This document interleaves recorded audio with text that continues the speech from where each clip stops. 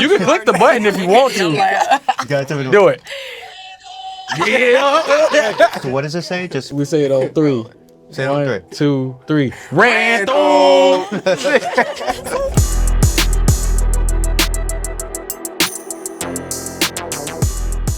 What's up, everyone? This is Dimas for Complex News. I'm here with my man Denzel Curry What's good? and the Scythe. Yes, sir. Let me start by names just so y'all know who I am. Denzel Curry, you know what I'm saying, representing the Scythe and Ultraground Records. You know, you got Bktherula, aka Rue Santana, you know what I'm saying, representing the Scythe. You got TiaCorine right here, representing the Scythe. You got Key Nyata, other half of Ultraground Records, representing the Scythe. And then you got my boy, beautiful man over here, aka James, representing, working on Dying, and also representing the Scythe. And you got my boy, I Love It, you know what I'm saying, representing Ultraground Records and the motherfucking Scythe. So, I mean, okay, let's start with the obvious. So why are you crew deep? Well, why, you know? Oh, why we clicked up? No, I mean, like you came as a collective, so I want to hear what are you presenting it? What we're presenting, man, we just made an album together, man. So all of us been just like, pretty much like working together for the past few years, and we just finally decided just like to put something raw together, and it all spawned from just us, like, you know what I'm saying, being around each other, hanging out and stuff like that. And then it really became a full idea the moment we lost the brewery LA, which was the studio I recorded Walking at, and all the Melt My Eyes See Your Future and all the KOTMS stuff.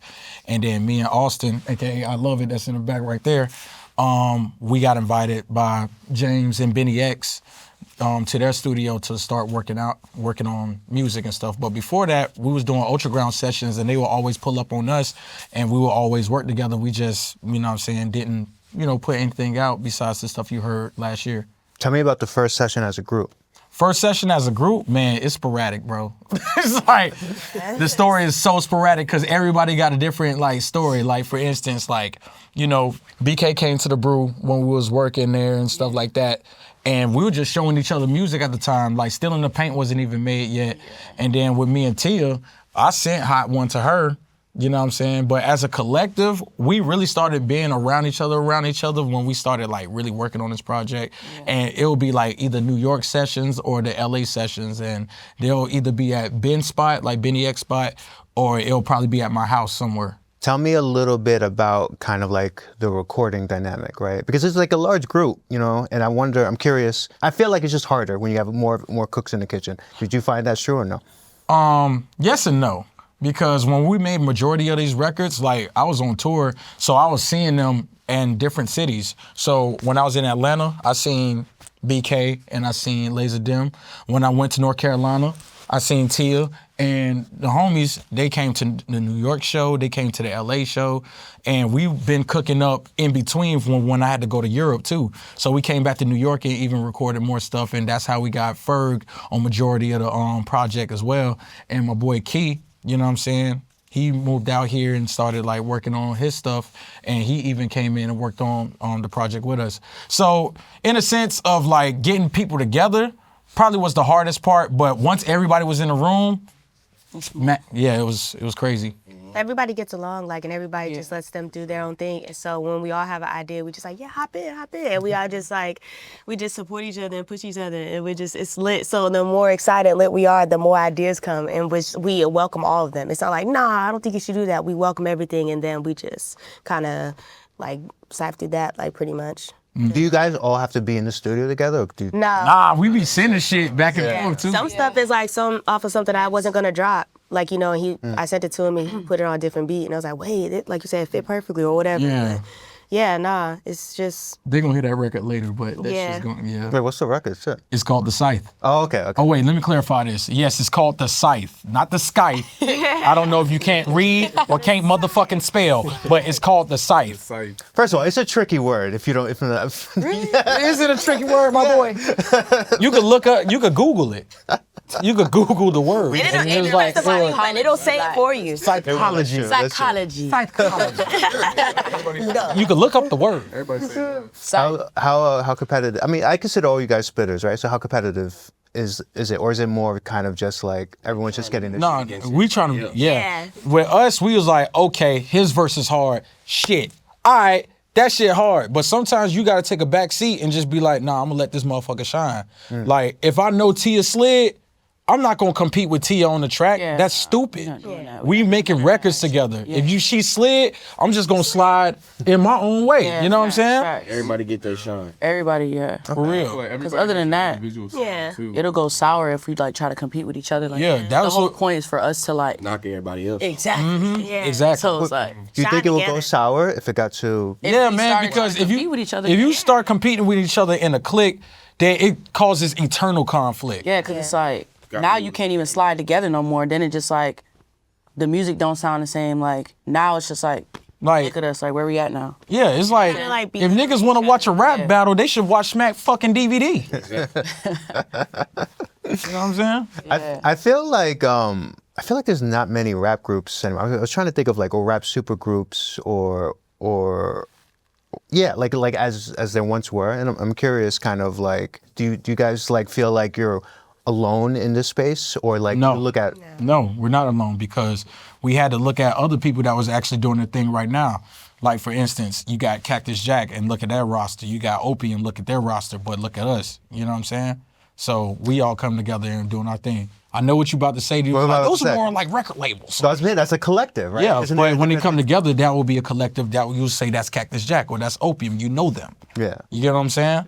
But the era that me and Key came from, because me and him started in the Raider Clan together with Space Ghost Perp. And we came from a collective where there was GBE, I, Future Wolfgang, Kill 'Em All, ASAP Mob. Gamers. You know what I'm saying? It was full of collectives. Yeah. You know what I'm saying? Slutty Boys. What are Bass World? Like, Bass World? Yeah. Goth Money. You know what I'm saying? Sesh Hollow Water Boys, even though that was, Thrax House, C9, like, it was a bunch of us. So we came from that era of collectives, and I'm pretty sure there is, like, even in the 90s, Wu-Tang, you know what I'm saying? Cool, yeah. That's how we feel like when we come together, knew it nigga, was straight Wu-Tang. It's coming. Like I knew it was coming. Control. saving that. I all it seems should like do you it. really like being in like collectives or groups. Yeah, Like why? because it's community, man.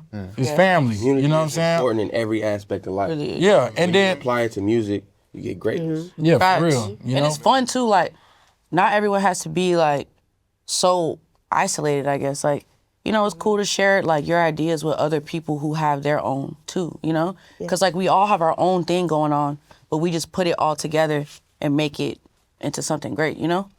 Yeah. So like it feels good to do that. It feels like fun to do it. Like we got to keep that fun part in the music because niggas starting to forget about that. Like now it's just all business, which it is to a certain extent, but it's like, yo, we got into this because we love it.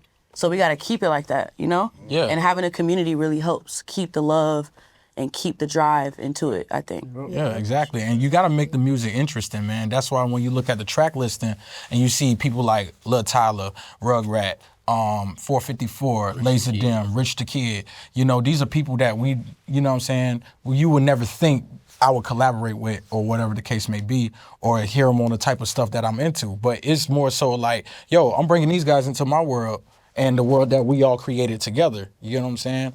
And it makes sense even with working on Dying because they understand a lot of the dynamics of our music.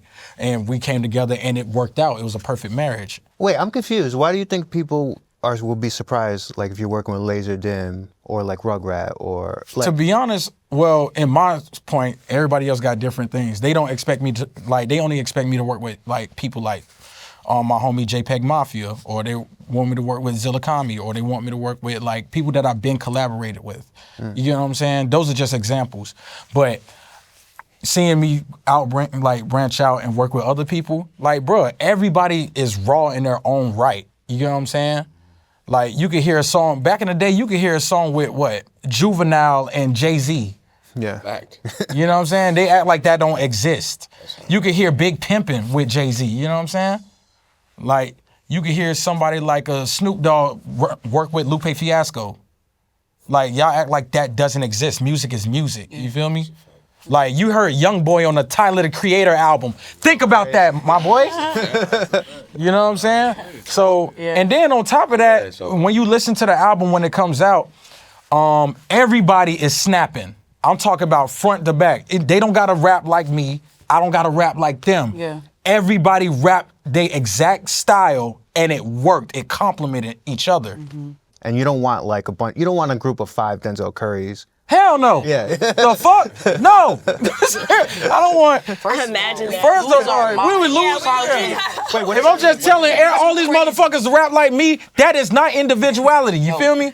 That is not. I look look at. like sometimes fans want that though, right? Fuck no. If they want a Denzel Curry album, goddamn it, you're gonna get a second one. But right now, it's the Scythe. Yeah. You get what I'm saying? But my whole thing, yep, Wu-Tang. Anyway. What do you think is a song that people could be most like surprised by? Ooh. That's a good fucking question. Yeah, right. Whole second half. Honestly, the whole second half. Yeah, the whole second half for sure. All the second half. Yeah. It's not a lot of songs, right? It's like 8. Yeah. Because you don't really need like 45 tracks. To get your point across. Yeah, you need a solid 8 and call it a fucking day. Yeah, and if people want a deluxe, they could get the next Reaper Click album. Well, actually, the Scythe album, sorry. Reaper Click. And I can't explain. Oh, me. yeah, What's happening on the second half of the album? well, the second half of the album, shoot, you're going to have to just listen to it on March 6th, my boy. Yeah, facts. Yeah. You know? You got to listen to it if you want to know what's happening on the second half, man, because we just going to keep doing our thing. We just going to keep working. That's what I look like. I felt You can click the button if you want to. You gotta tell me Do it. Yeah. I don't know if the sound will translate. What does it say? Just We say it on 3. say it on 3. 2, 3. Ran through. You know, I was thinking a lot about your career. Like, obviously, you're very young, but you're a vet. You've been doing this since you're a teenager. And I'm curious, like, in this collective, do you kind of look at yourself as, like, the elder kind of, like, leader in this? Or I see myself as the leader, but I don't see myself as the elder because we're all around the same age. I'm talking more about experience, though, right? We were in the same collective when we was 15, 16 years old. Yeah, so I don't see myself as nobody's elder, but I do see myself as a leader and pushing everybody in the right direction. So what does that mean, like, specific, like, tangibly? Like, what's an example of that, would you say? What's an example of that? Like, you know, if the homies got a question or something like that, like how should I go about this or how should I go about this, I can only tell them from experience what I've been through and how I could push them in the right direction so they don't make the same mistake I've made. So I use my experience to be able to tell them like, hey, I suggest this, I don't suggest this. Or you should get a second opinion because I could be biased. Like I could tell them pretty much like, oh, if you want to get this done, you can still do this, but wait, just hold off for a little second, you know what I mean? So it's just like different things that I experienced in the industry as the time I was working as an artist, and then I passed that on to the homies that, you know, that's only been in the industry for like a year or two, you know what I'm saying, still trying to figure it out. Okay. Last time you were here, I was looking at the interview, you said that Melt Your Eyes, you feel like that was your best album. Hell yeah. You stand by that? Yeah. As a Denzel Curry album, yeah. As a Denzel Curry, so what does that mean? Yeah. Like, That's as a Denzel Curry album, that's my favorite and I feel like arguably my best album. It's that and Taboo. why would you say those two, I guess, compared to... Well, one was unprocessed trauma and the one was processed trauma, and then I was able to put it in 2 different categories. If you look at Taboo was like a descent into madness. If you look at Remember I See a Future, it was categorized as like a, you know, like a fistful of dollars Star Wars kind of film. You know what I'm saying? Or a samurai film where the you know, good triumphs over evil at the end. So that's where I see both of them as like 2 of my favorite albums that I made. So then when you link up with like a collective, does any part of you want to bring those themes, like bigger kind of like concepts, or you're like, yeah, let's just go hard? Yeah, I mean, talking with Working on Dying, like when it comes down to like the production and everything, we do bring these concepts to life. Like when we first made the tape, we had the idea was we gonna make 7 tapes at one time, but we chose to focus on this one and making it the first one of the best ones. Like in order to make it like, so a lot of those elements that I did have with making albums and a lot of this experience they had with making albums, they came together because all of them are musically inclined. Yeah. Like very much musically inclined. I don't know how many instruments this motherfucker plays. He plays like several different instruments. How many instruments? Several. No, it's him. No, James. I'm sorry, you're a little hidden. Yeah. Sorry. You know what I'm saying?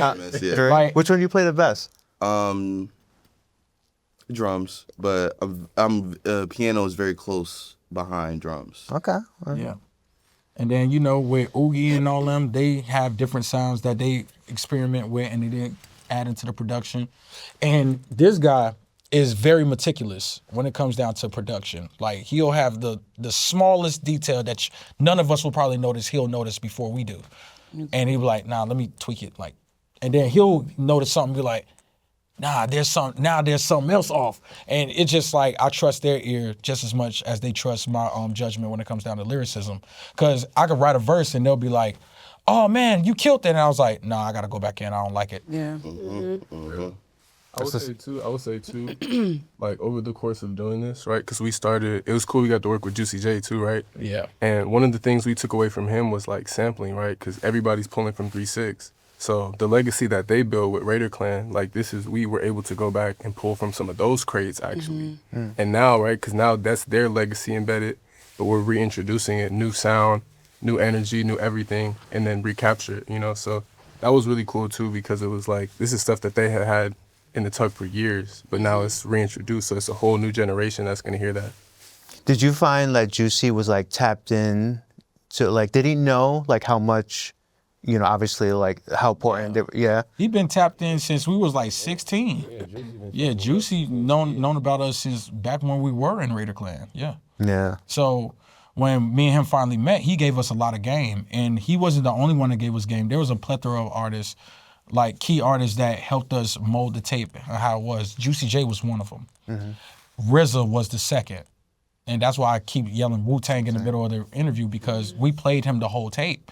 And then he was like, yo, if that was, you know, back when he gave us game about like, oh, when we was in Wu-Tang, we found a way to introduce all the members. You know what I'm saying? Whether it was through skits, whether it was through like somebody explaining who was doing what and why they got their name and stuff like that. And even Method Man's song, METHOD, man, RZA gave us that game when we went and hung out with him and his son Rakim. So that was dope as hell too. Westside Gun played a huge role in the crafting of Ultra Ground because it was like 20 of us, and then we narrowed it down to like 6 people, and then Juicy J confirmed like we did that with 3-6 Mafia. You know what I'm saying? So everybody played a role, and I think one of the last people that played a role, well actually the first, was Mike Will and True. They were the reasons why Strictly for the Scythe wasn't a beat tape. It was the reason it became an album. Wait, what did they do? Like what? I played them a whole bunch of tracks when we was working with them in Atlanta, and then Mike stopped the record and he was like, yo, the beats are hard, but me personally, I want to hear you rap on these. I want to hear you rap on these beats. And then True was like, yeah, I second that. And True was like, we want to hear y'all rap on these. Like, it's cool that y'all got the beats and stuff like that, and it'd be a beat tape, but it would go way harder if y'all actually made music on these beats. And then boom, that's how we turned Strictly for the Scythe from a beat tape to an album.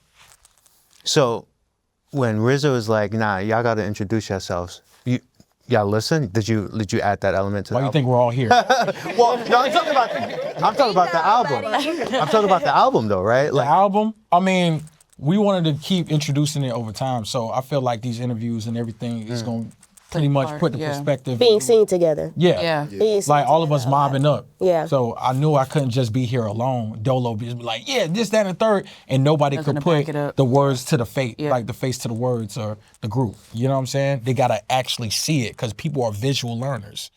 Especially in this day and age. Yeah. Everything is that. Everything. So, I'm always interested in how people kind of like record in the studio. Like you said something about writing. I know most rappers now tend to go off the top or punch or whatever. Like, The punch in method is not bad. well, yeah, and I'm curious, yeah, like, 'cause do you punch in or do you fully write and then try It's to? whatever I feel. So sometimes I may write. If it's really something I got to focus on, I'm writing. Yeah. If it's something that I'm like, oh, we can just swag this bitch, punching.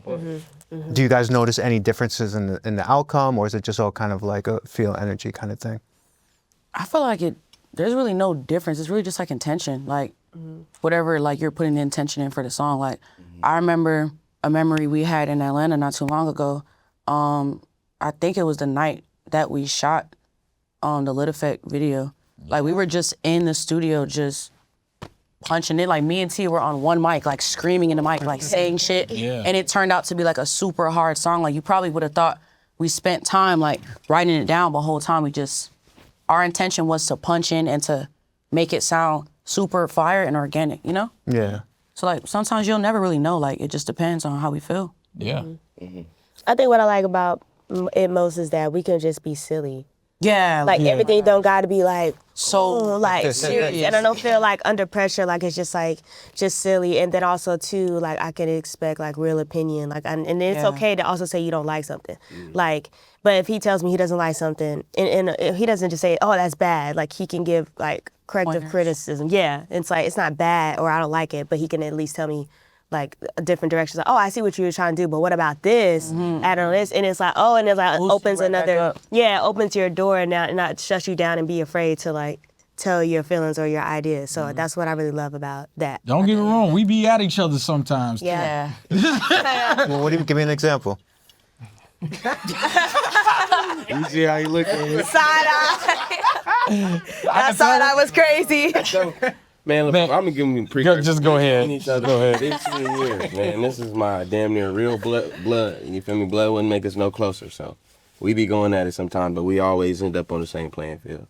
yeah. Yeah. So go ahead, tell them. Okay. Now that you got the context, let me put it. So when we was working on one of the tracks for the album, it's a song that he's on with Juicy J and Ferg also. Shout out to Ferg. Well, we was in the studio, right? And Bro, you snort? I'm sorry. okay, look. We was in the studio, we was working out here in New York. And basically, we told him like, yo, cause this original track order, like we had to take some songs off to make sure we got the best songs, and majority of the songs that he was on were taken off. So wait, hold up. But like, so no, wait. Nah. Wait, let me no. Like our original. Pop your shit. Our original, like what we wanted for the beginning, Pop it. well, before we got the set on the tracks, majority of the songs came off, so we ended up having to record more, and we was like had to find a moment, and then we got this beat, like we got the beat, they made the beat, Juicy J got on it, cool, I did my verse, Ferg wasn't on yet, and then we was telling Key, we was like, okay, Key, we're going to the studio, we need to get this done, da-da-da. So he does the verse, and I was like, yeah, can you be able to give us a second verse? And he was like, you ain't like that one? I was like, no, I just need you to get a second verse. Yeah, I can give you a second verse, because so we have options. Boom, he does that shit. Then I heard the second verse, and I was like, I don't know what it is, but I don't like this verse. Can you do a third one? He was like, man, I ain't doing no more. And then I'm like, bro, we gotta do this shit, bro. Like, we gotta figure out, you gotta make this shit a moment. He was like, nah, man, I ain't doing this shit no more, man. I'll do that shit tomorrow. Nigga, I turned in Apollo Creed from Rocky 3, and I was like, there is no tomorrow. I was like, nigga, there ain't no tomorrow. We gotta get this shit done, bro. Because we had to turn it in by a certain time. So we walk out the studio, and Austin he's like, man, we got Juicy J to redo his shit, bro. Like, come on. I was like, nigga, why we talking like this, like we don't know this nigga? Let's go back in and tell him. So we went back in and told him, he was like, man, I'm gonna get it done tomorrow, man. Matter of fact, I'm finna go downstairs and smoke, and I'll be right back, bro. I swear. He goes back. I was mad. Yo, he go back, he smoke, he come back up. Hey, my bad, dog. That's all you need, man. Yo, I'm gonna get the verse done, dog. And then he gets the verse done, and the shit came out crazy. Clean. You know, I'm curious because we've been covering this a lot. There's been like so much like nostalgia around this shit. But what was your 2016 like? Huh? What was your 2016 like? Horrible.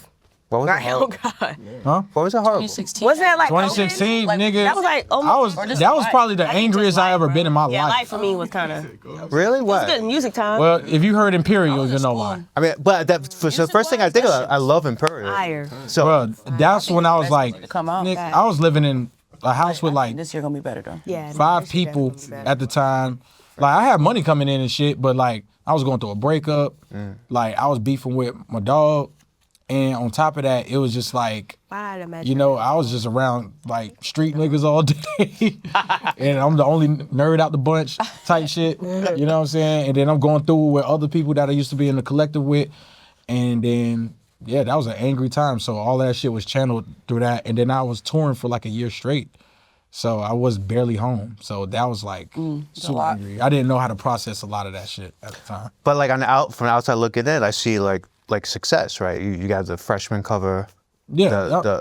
all that shit. Like, you know, it looks like it's going well, but I guess Yeah, nah. I mean, it was all smoke and mirrors, man. Why you think I was wearing black for majority of that time? does it look cool? Nah, that was part of it. But it's like, but yeah, nah, I was like, that's how I felt at the moment, you know? So that was how my 2016 looked like, you know what I'm saying? And just trying to figure that shit out. And I was 21, so. What do you remember about that freestyle? What I remember about that freestyle was Kodak's part.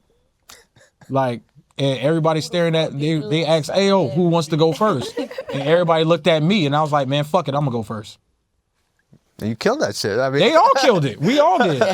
You know what I'm saying? Everybody in that cipher, on that cover, everybody did their due diligence. You know what I'm saying? So I respect all them boys and what they did and how amazing their careers went. Yeah, because when I think of 2016, I literally think of that's the first thing that comes to my mind. And all of you guys fucking just, you know, well, most of the guys kind of just like changed the scope of rap, you know? Yeah, man. Everybody's doing their thing, man. So I salute all of them. You know what I mean? So tell me about how the next year plays out for you. The next year? Yeah. This year just started, man. I mean, that's what I'm saying. I mean, like, you don't have, are you not like a vision board kind of person? Or you It look like I'm a nigga with a plan. I mean, you guys kind of planned this whole. That was spontaneous. That was Low-key, spontaneous. nah, I don't think He just said it in conversation and then like literally was like, "Oh yeah, let's do it." kinda happened. Yeah, it just happened. I swear it just happened. it really just happened. It was not planned. I This woke is up just with an like ultra chain on everything. Yeah, literally. for real. It was spontaneous. You know, but it's so interesting because you talk I about just woke up with it. I was about like, being oh, intentional how the album looks and who's on it, but you consider all this spontaneous. It was all spontaneous because the idea randomly came to us. At first, like when we was all working together, it was like fun. We were just making shit. bro, And like that then- story at the studio, bro. Huh? That story at the studio, whenever we was talking about, and you was talking about Ultraground, and I was like, you know, I got my level 5 shit, like why can't we just be us, but also together? He was like, man, hell no. It's either you Ultraground, whatever. Yeah, right? and then I changed my changed motherfucking my mind. I changed my motherfucking mind. For sure. Cause remember you asked me and I was like, I still want to be Tia though. Like I don't want to be. And then yeah, he circled back and he's like, yeah, no, we can Okay, be. we just us together. Us together. Yeah. I'm level 5. I'm Ultraground. But a lot of these songs and things happen. It's like that's what I'm saying. It's not planned because we didn't say, okay, on this day, on this time, we gonna meet at the studio. It could be just random. Like I'm like, oh wait, you in LA? It was like, Oh, I'm in LA shit, too. pull Like, up. All right. shit, man, I'm gonna pull up right now. Out here. Yeah. Bill will call you anytime. Like, hey. Yeah. Yes, I anytime. need them perks, man. I need that beat. Yeah. I need that beat, Yeah. man. Go, the hi-hats, you know what I'm saying? Like, He said perks. perks. I don't do no drugs. I don't do no drugs.